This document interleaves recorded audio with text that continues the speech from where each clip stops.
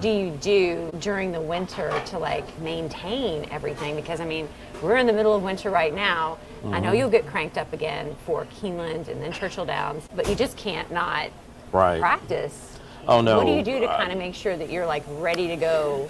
I mean, I warm up every day, at least about an hour. I'd like to practice 2 or 3 hours, but life kind of gets in the way sometimes. But I always warm up and make sure things are working well. And then, you know, luckily there's different gigs that come up at the museum or at Churchill or with the Sports Commission or the Convention Bureau that keep you on your toes. You have to be ready to go. And every time I play, I want it to be perfect. I believe that people expect that and deserve that from me.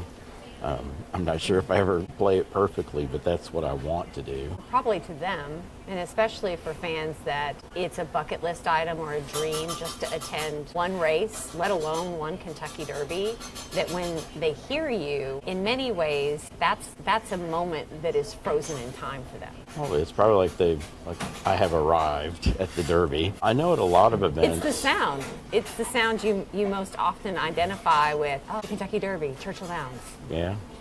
I know at a lot of events that I play at, people will come up to me years later and say, you know, I've had guests tell me that was their favorite part of the entire convention was you playing the Call of the Post. And they still remember that after like 10 years. Wow. That's amazing to have that kind of impact. It's a blessing. I'm very grateful that people enjoy it.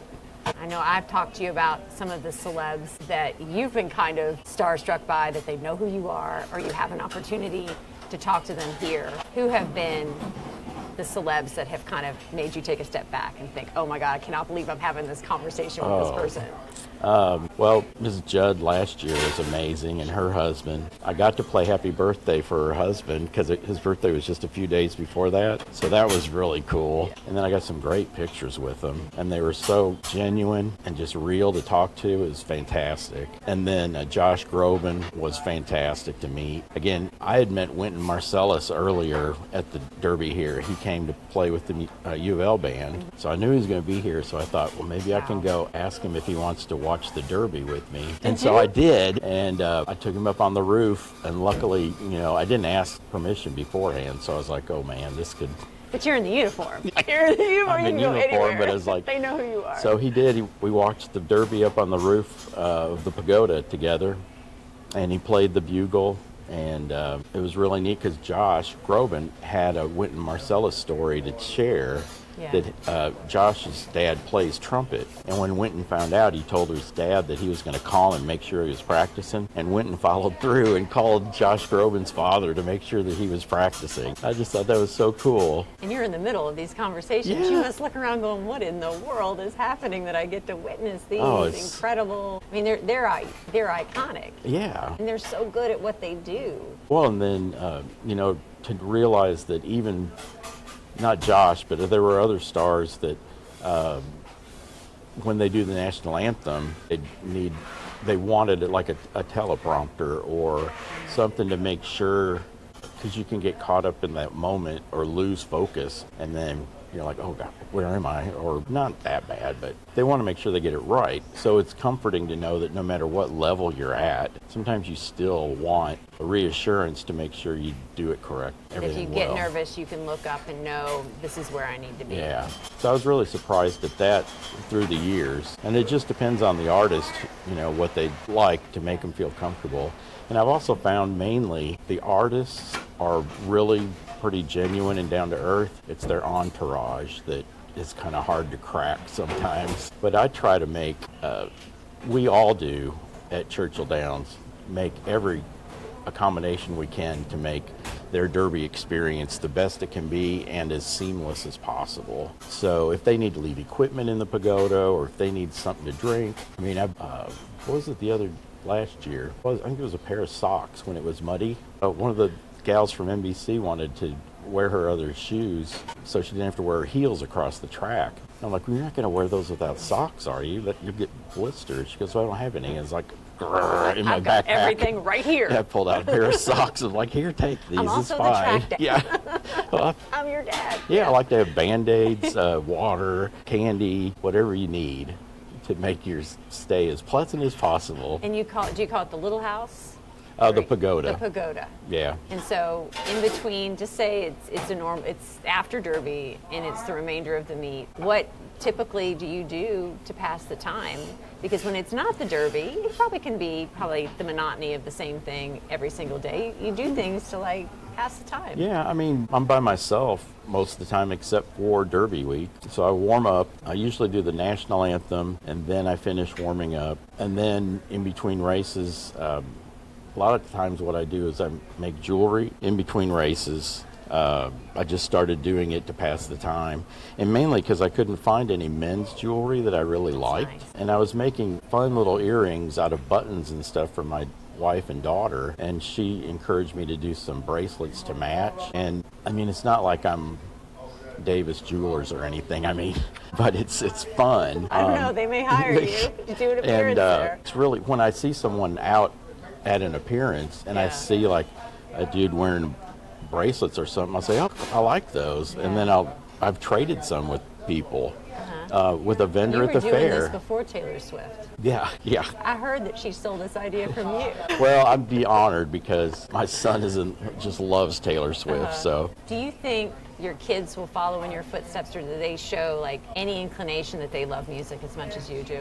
They both love music, and two of them, they both did musical theater growing up, but neither one of them really play an instrument, so to speak. But like Tyler, I think, and Megan both have taught themselves how to play on the piano. They can move around on the piano, but they never really picked up an instrument. They were like Tyler was more into sports, Megan was into dance and musical theater. And like I said, they both did musical theater growing up, which they loved. And it was really fun to be a part of that. Did they ever say, like, how old are they now?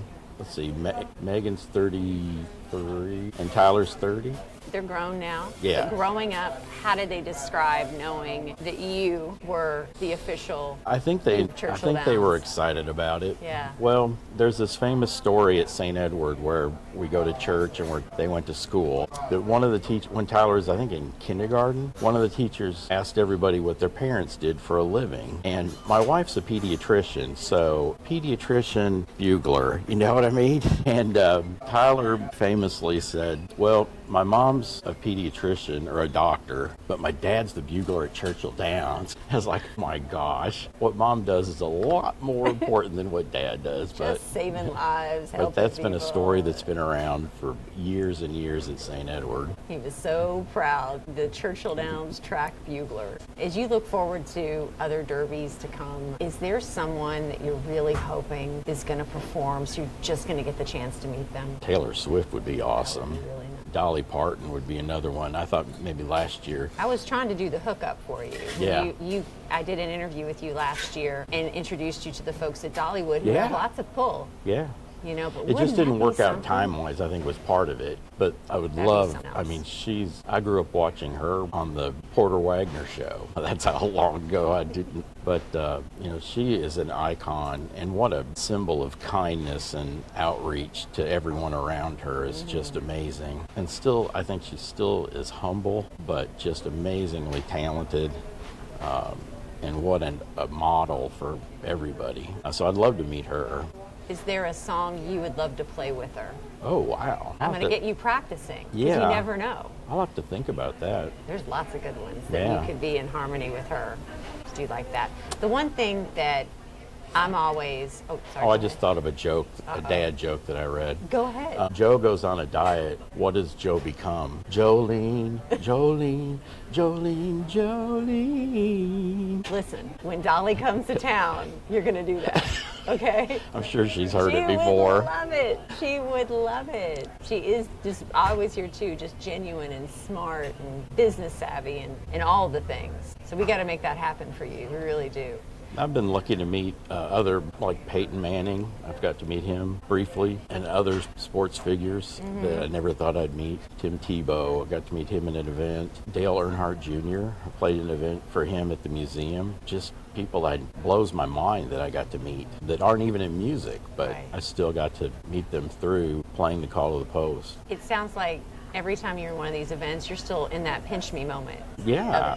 This is incredible. I'm in this position. 30 years later. I try not to take it for granted, because I'm very fortunate. And I know that every time I play, it might be the 10 millionth time I've played Call to the Post, but for somebody out there, it's the very first time that they've heard Call to the Post, and it's the very first time they've come to the Derby or to Churchill Downs.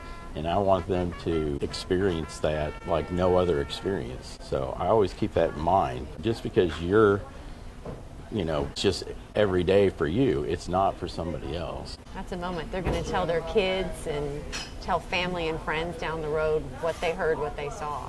Well, I hope so. One neat story is I was walking to the car one Friday night, or Oaks night, and this family was walking next to me, and I started talking to them, and I gave them my phone number and said, "You're going to be here tomorrow, Derby Day." I said, "Give me a call, and I'll meet you at the gate, and I'll bring you guys to the pagoda and show you the winner's circle." So I got to bring this family that I didn't know from Virginia to the pagoda, and I still keep in touch with the grandfather today.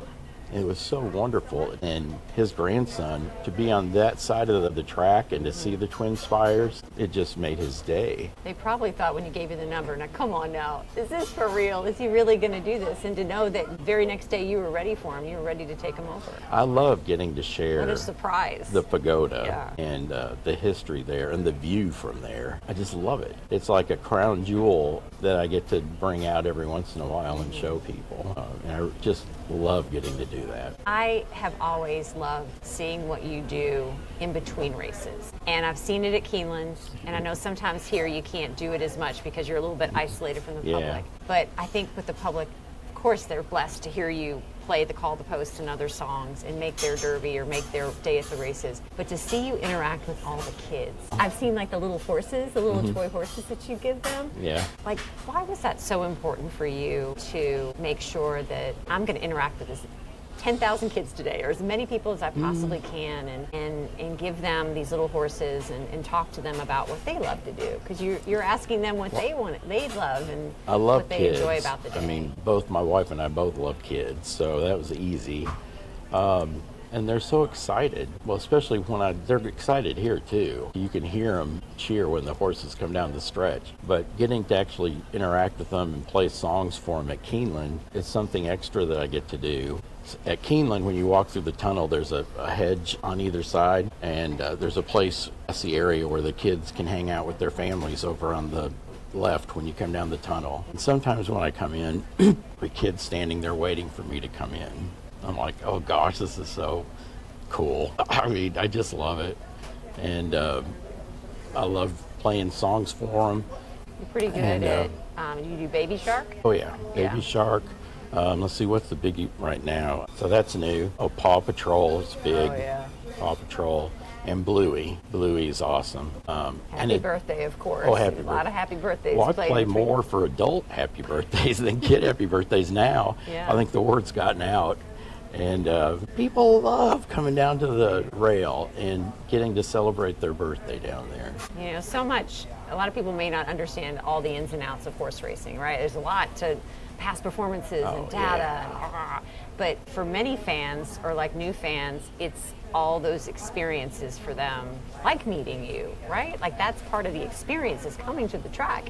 And I met the track bugler. Well, it also brings back a lot of family memories too. Like I remember coming to the track with my grandfather. He would bring me and give me $10 and me bet. So it brings back a lot of fond memories for them too. Sometimes I'll play new stuff for the kids if they request things. What are they requesting these days, the kids? I had one girl request some Broadway tunes. I was like, wow, really? Wow. I think it was from Annie, maybe. Hard Knock Life. Play Disney songs too, or favorites, princess songs, Let It Go, Moana, whatever else. I mean, I can't even think of them all, but... Nobody's said, I need you to play Snoop Dogg or Eminem.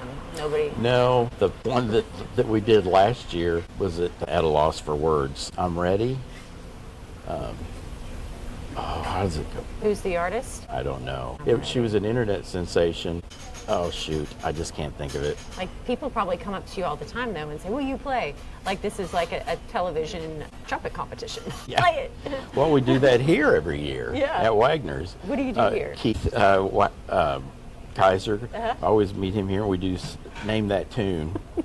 And what's really funny is that he'll say, all right, now name that tune, and I'll go, just one note. One note. It's really So funny. do you win this competition every year? Well, Fine. I think we I can't tell you. Okay. I don't want to steal all the fun. You don't want to make him look bad. He's awesome. He's awesome, though. I love what he does. Another person I've heard you talk a lot about is John Asher and his presence kind of in the track. You know, I grew up being around him when I started my news career and was in awe of him. What was he like to work with at Churchill Downs as a director of communications? And just as somebody that just loved horses, loved the people, loved everybody he came into contact with. Absolutely. Very genuine, always busy. He's always seemed like he was going from one group to another to talk to them about Churchill Downs or give them inside handicapping and stuff. But he always had time for everybody, no matter where you were on the pecking chain. If you were down here or up here, he had time for everybody. And I've heard other reporters say that too. Just a wealth of knowledge, a wealth of passion for the Derby, for Churchill Downs, and just a walking encyclopedia of the Derby. And he knew all the stories that went with it, not just who won and all that, but he'd always know the stories that went along with it. And it was just an honor to get to play for him when he passed. We all miss him still. It was always felt like it was just like this moment that I wanted to stop time that I got to spend with him. Yeah. Right? Well, now we have a statue of John, and I hate when this happens, when you get old and you just hope you can edit some of this out. Matt Wynn, and they're on a bench like they're talking races together, and it's perfect. I bet you would lean in and you know exactly how they would be talking and the stories they would be sharing. I wouldn't understand much of it, but I would enjoy it because I still can't pick. Very rarely do I pick a winner. I was going to say, like 30 years now, don't you get like some inside scoop? Do you start to hear about and get a chance to bet in between races just a little bit? I can bet. Okay. I'm just not very good at it. Because I usually go Well, by like that's the the rest name. of You know, it. like everybody else, I bet by the name that strikes me. Yeah.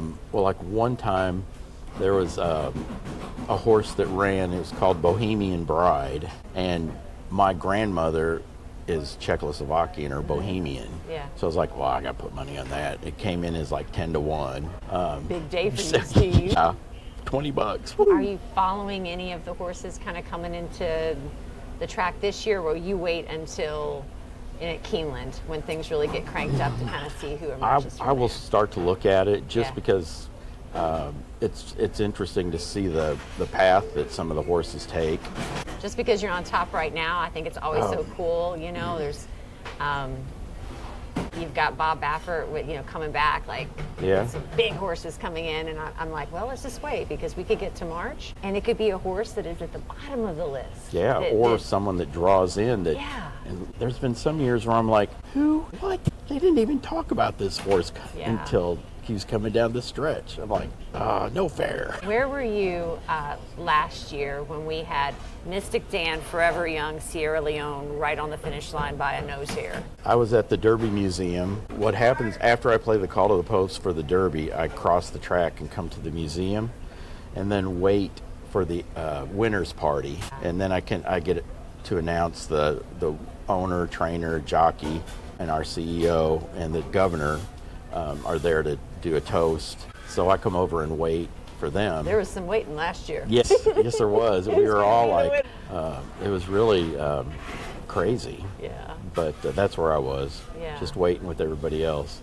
You've had like that view to watch the craziest of races. Yeah, it's, well, like I tell people, the best horse doesn't always win, which is a good metaphor for life. You know, it's the jockey that can take advantage of the situation that he has at hand and make the right move, like Calvin Burrell doing his famous ride up the rail. That is the most exciting aerial shot you'll ever see, is him just getting a little opening and then 50-1.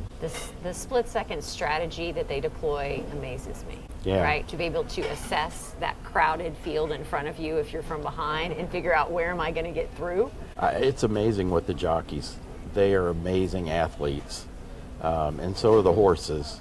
But the two of them combined as one, there's a special bond that I don't think most of us understand. Some of it's unspoken, and then some of it I think some jockeys can feel it. It's very intuitive. They always Yes. describe especially if they've been training with that horse, they understand too much, still some to give. Like, you know what I mean? Right. When to ask for more, Yeah. and intuitively know we got a little in the tank. And then That's there's a lot to feel. And I'm sure they're excited about it too. Yeah. But that's amazing to watch that happen.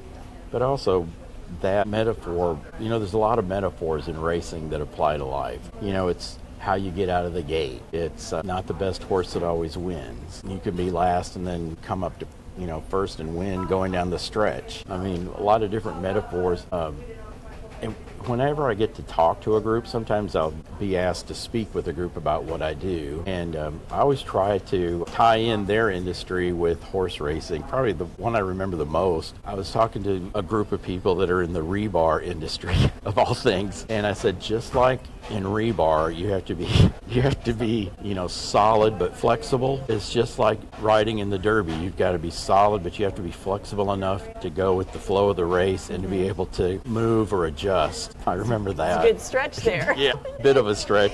But even to bring it back to full circle to you, is that it's not always the favorite that wins. And I think back to what you just told me with your audition. Yeah. You're the person that shouldn't be there. You're almost late. You're warming up on the curb. You're in flops and shorts. And by all accounts, you really had not. Right. Well, you're correct. Yeah. I haven't really thought about that tie-in, but absolutely. Yeah. So what's going to be next for you? Have you thought about what happens this year when you step out and you play the call to post? Or beyond that, like what else you're still thinking, I still want to do this, or I still want to do that? I'd like to record I've always wanted to do that. I had a disc or CD that was out for a while that had Call to the Post, God Bless America, and My Old Kentucky Home on it. I'd like to redo that and add more stuff to it. You could do duets. Yeah. Duets with all the people that you meet. Yeah. Oh, that'd be fun. And Jimmy Fallon can do it. oh, he's amazing. If Jimmy Fallon can do a record of duets, and Ariana Grande, she's incredible. Grande, right? Being able to imitate and in a great way. Yeah. Those two are fantastic. All the vocal imitations that she can do. Well, she did that in Wicked, which was incredible. Really enjoyed that a lot. Can't wait for the second one to come out. So duets could be next for you. Oh, that'd be cool. We got to make a call to some people. Yeah, we got to get let's get it Ariana going. here. Oh my gosh. I'm not worthy of that. Oh my gosh. That would be great. You never know who's going to be here this year, so I'm exciid to see who they announce. Oh, me too. Yeah, It's I always always look forward to that. Yep. That's all I have. Thank you for having coffee with me. Oh, thank you. I feel like we've just been riffing about a number of things. I'm just excited for you this year, but I feel blessed that you would take the time to tell me all these stories and just kind of share what this has been like. Well, thank you for taking the time, and it's been wonderful talking to you. I love it. It's great. Thank you so much. I always, after every interview, I'm like, did I sound like an idiot? No. I'm always second guessing myself, like. Scott's probably like, are they even rolling? Are they even going? Stop it. People ask me that. I know it's got to be tens of thousands of times, because even when I'm not playing, I practice it. Like one thing, I don't know if I should even admit this, but one thing I started to do is I started to hold as a practice method was to go da da da da to keep the air flowing, but it's carried over. And sometimes I'll play da da da da da da da da da da da da, and what I really want is the top note to be light and short, which is how it's written. And I'm working on that diligently, but it's safer to keep that top note long so that you keep the air going and you don't, make them or chip like the next note or whatever. And now that I have the Blackburn horn, it makes it easier, because the notes are centered, so I don't have to subconsciously adjust for it, which I didn't even know I was doing until I played a different horn. So I'm trying to do that because I really want it to be light and crisp and true to the music, but at the same time, I mean, everybody plays it a little differently, and I've never said that my way is the best way, and it just bugs me that it's not exactly as written. I don't know why. So you're working on that. Yeah, I'm working on that. Just to keep it light on the top. Just light and effortless. It's anything but. I was like, who pissed off the general to make them write this song and make it the very first song you're supposed to play in the morning? I mean, was this guy dating his daughter or, what? Because it's like, it's got triple tonguing in it, it crosses a break, and you're up, up on the G, which is in the middle, but it's still high for first thing in the morning. I always wondered that there's a story to go along with that. There has to be. How that or even originated. I mean, why not just, "Aw"? How would that sound at the track? Oh, no. That'd be terrible. I don't know how the horses would react to it. It is neat how the horses their ears will perk up when they hear the call to the post, especially those that have been around a while. Yeah. They're like, all right, let's go. Yeah. Because some of them are super competitive. Well, I don't know, this was last year or the year before where the winner kind of bit the outrider because the outrider's horse was in front of him and the horse wanted to be in the lead even though the race was done. And so it kind of acted out and nipped the outrider. So the horses are very competitive as well.